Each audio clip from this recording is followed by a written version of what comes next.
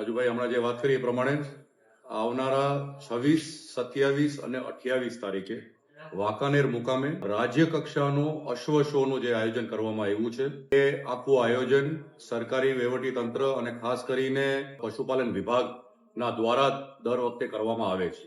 આ વખતે પણ પશુપાલન વિભાગના દ્વારા આ કાર્યક્રમ યોજવામાં આવ્યો છે. એમના સાથોસાથ ટુરિઝમ વિભાગ એટલે ગુજરાત ટુરિઝમનો પણ આ કાર્યક્રમને વ્યવસ્થિત રીતે માર્કેટિંગ કરી અને સહકાર કરવાનો પણ આખો રોલ રહ્યો છે. સરકારી કાર્યક્રમ હોવાના સાથોસાથ આયોજન જે કરવાનું થાય છે આ એક સરકારી સિસ્ટમ છે. આયોજન કાઠિયાવાડી અને મારવાડી એસોસિએશન એટલે કામા જે વર્ષોથી આપણા ક્ષેત્રમાં સૌરાષ્ટ્ર ગુજરાતના અંદર કાઠિયાવાડી અને મારવાડી ઘોડાઓ માટે કાર્યરત રહી છે એ એમના હસ્તક કરવામાં આવે છે.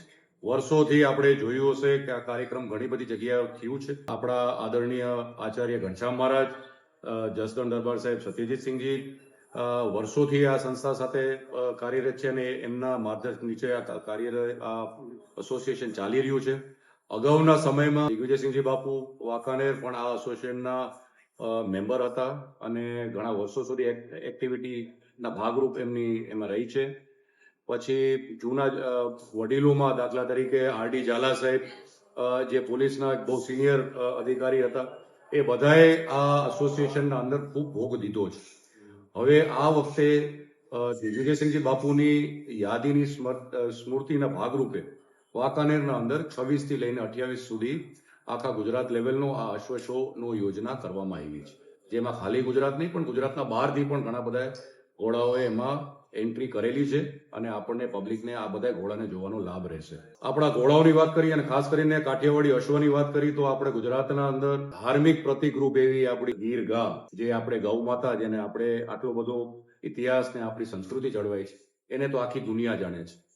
પછી આપણે વન વિભાગની ચર્ચા કરી તો આપણો એશિયાટિક લાયન સિંહ આની પણ ઘણી બધી પ્રસિદ્ધિ થઈ છે અને આખા દુનિયાથી બધા ટુરિસ્ટ આવીને આપણા ગીરના અંદર આવીને આપણા સિંહોને જોઈ છે. તો શા માટે આપણા અશ્વ પાછળ રહી જાય? આ આપણી સાંસ્કૃતિક ધરોહરનો એક ભાગ છે. કાઠિયાવાડી અશ્વ દુનિયાના અંદર જે મુખ્ય ઘોડાઓ છે જે જાતિઓ છે એમાંથી એક છે.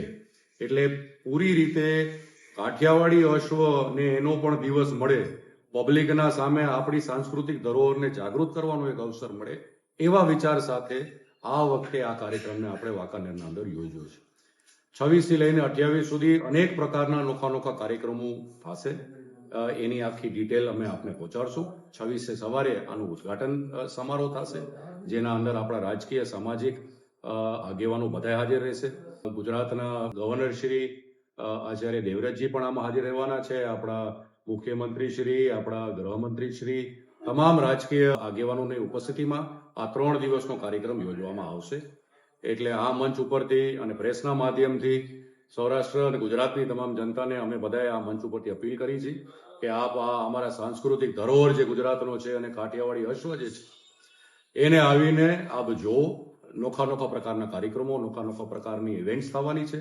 એને પણ થોડા અશ્વ માલિકોને પણ પ્રોત્સાહન મળે અને આ અશ્વ બ્રીડ જે આપણી છે એમાં જાગૃતિ આવે, નવી પેઢીને પણ ખબર પડે કે કાઠિયાવાડી અશ્વ શું હતું અને શું બની શકે છે ભવિષ્યમાં.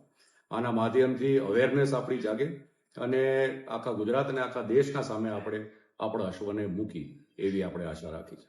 જ્યારે દેશના અંદર આદરણીય પ્રધાનમંત્રીનો પણ મોદી સાહેબનો પણ એક મેસેજ છે કે કોઈ પણ ક્ષેત્રના અંદર સ્વદેશી આપણે અપનાવી તો પછી શા માટે આપણે આ ક્ષેત્રમાં પણ પાછા રહી.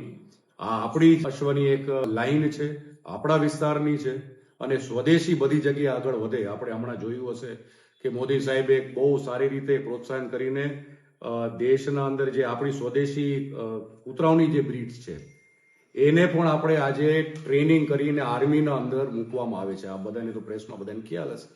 જ્યારે આ પ્રકારનો વિચાર ચાલતો હોય તો પછી આપણો આવડો મોટો ભગીરથ ઇતિહાસ આ કાઠિયાવાડી અશ્વનો રહ્યો છે.